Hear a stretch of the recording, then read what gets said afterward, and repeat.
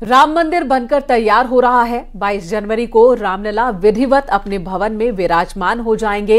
इस पल की गवाह पूरी दुनिया होगी। वहीं मंदिर आंदोलन में हिस्सा लेने वाले और उनके परिवार भी बहुत खुश हैं। आइए कुछ कार सेवक और उनके परिवार वालों की कहानी आपको दिखाते हैं, जिन्होंने 90 के दशक में कार सेवा की थी। राम आएंगे तो अंगना सजाऊंगी, राम आएंगे तो अंगना सजाऊंगी, दीप जला के दिवाली मैं मनाऊंगी, मेरे जन्मों के सारे पाप मिट जाएंगे, राम आएंगे। 500 वर्षों की लंबी लड़ाई के बाद आज अयोध्या में भगवान राम का भव्य और दिव्य मंदिर बनकर तैयार है। 31 साल पहले राम मंदिर आंदोलन में अहम भूमिका निभाने वाले परिवारों में भी खुशी का माहौल है। राम मंदिर आंदोलन में जिन कार सेवकों ने गोलियां खाकर राम के नाम पर अपनी जान दी, आज प्राण प्रतिष्ठा को देखकर उनकी आत्मा भी तृप्त हो रही होगी।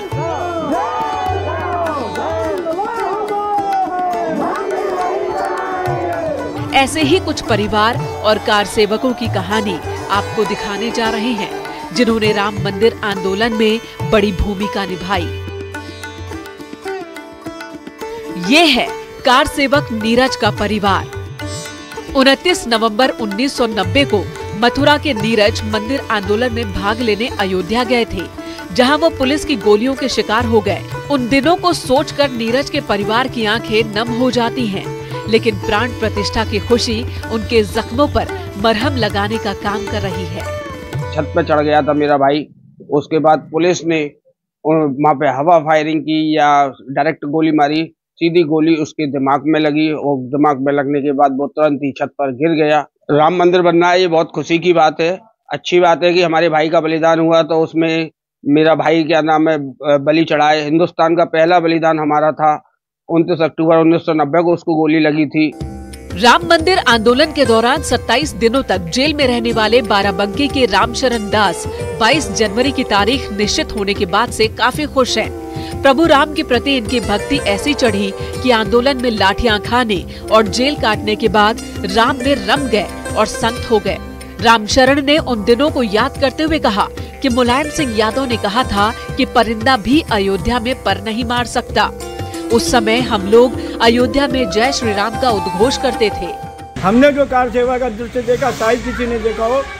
ये जो कटीले यूं तार लगे होते हैं, उनके बीच में लोगों ने अपने ओवरकोट डाल करके और 2-3-4 आदमी लेट गए, उनके ऊपर से लोग फान के निकले उस पार। हम तो यही समझ रहे हैं कि हमसे बड़ा भाग्यशाली कौन होगा जो हमारे इष्ट का मंदिर हमारी आंखों के सामने बन के तैयार हो रहा है।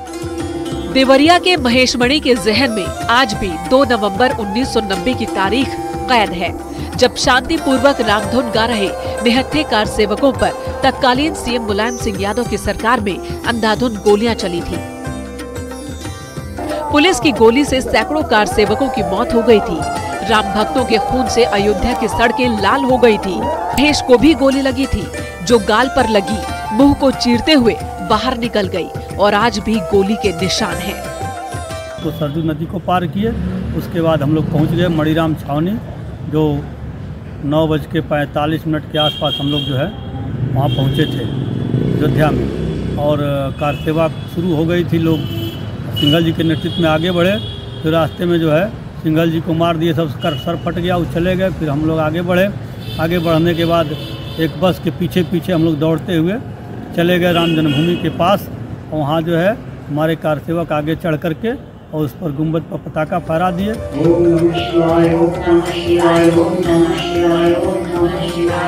उन्नाव के नवाबगंज के रहने वाले कंचन गुप्ता ने राम के नाम पर अपनी जान न्यौछावर कर दी है। 1990 में कार सेवा के दौरान उनकी मौत हो गई थी।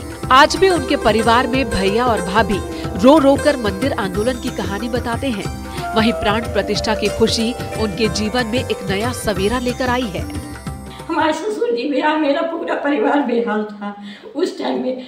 लेकिन फिर बाद में जो है अचानक जब उनकी डेड बॉडी आई तो हमारे ससुर जी घसका करके गिर पड़े थे, तुरंत बेहोश हो गए थे। उसके बाद में जो है जब हमारी सब नंदे छोटी छोटी कुंवारी थी, बहुत परेशान, बहुत ही स्थिति हम लोगों की खराब थी कि 22 जनवरी जो मोदी जी ये सब कर रहे हैं सब काम, इससे हम लोग बहुत संतुष्ट हैं। ऐसा लगता है कि मेरा देवर भी अगर इसी बीच में होता तो कुछ माहौल ही दूसरा होता। 1990 और 1992 में हुई कार सेवा में कासगंज के सोरो शुकर इलाके के करीब 12 से ज्यादा कार सेवक अयोध्या गए थे। कार सेवा में भाग लेने वाले अमरीश उपाध्याय न्यूज 18 से बात करते हुए भावुक हो गए। इनका कहना है कि राम मंदिर के बनने का सपना वर्षों से था, जो अब पूरा हो रहा है।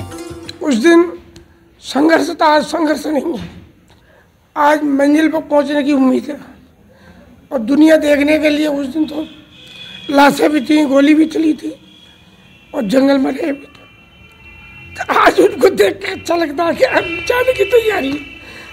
मैंने बच्चों से कही थी कि हम तो अयोध्या चलेंगे घूमने के लिए। उस टाइम गए थे, उस टाइम तो संघर्ष में थे। आज तो मंदिर बनना, आज तो आत्मा खूब खुश है हमारी। शामली के कांधला कस्बे में ऐसे ही कार सेवक ईश्वर कंसल रहते हैं, जिन्होंने विवादित ढांचे को गिराने में अपनी अहम भूमिका निभाई थी। ईश्वर कंसल को अयोध्या से गिरफ्तार कर बुलंदशहर जेल में रखा गया। 21 दिन बाद वहां से उन्हें कार सेवकों के साथ मुजफ्फरनगर जेल शिफ्ट कर दिया गया। ईश्वर कंसल उन दिनों को याद करते हुए कहते हैं कि पूरा जेल का वातावरण ही राममय हो गया था। जब मलबा गिरने लगा तब हम उनको सुरक्षित निकालना हमारी प्राथमिकता थी। तो हमने विग्रह को, जो के थे घुटनों के बल बैठे हुए रामलला, उनको और ये साथ में ये एक पूजित पत्थर, ये 2 चीज़ें हम ले आए थे। विग्रह को वहीं अयोध्या में विश्व हिंदू परिषद के कार्यालय में को सौंप दिया था और ये हम अपने साथ स्मृति चिन्ह के रूप में ले आए थे, जो आज भी मेरे पूजागृह में पूजित है। राम मंदिर के लिए अपनी जान न्योछावर करने वालों के परिवार में आज खुशी का माहौल है। 31 साल बाद प्राण प्रतिष्ठा की तिथि आते ही उनका सपना पूरा हो गया।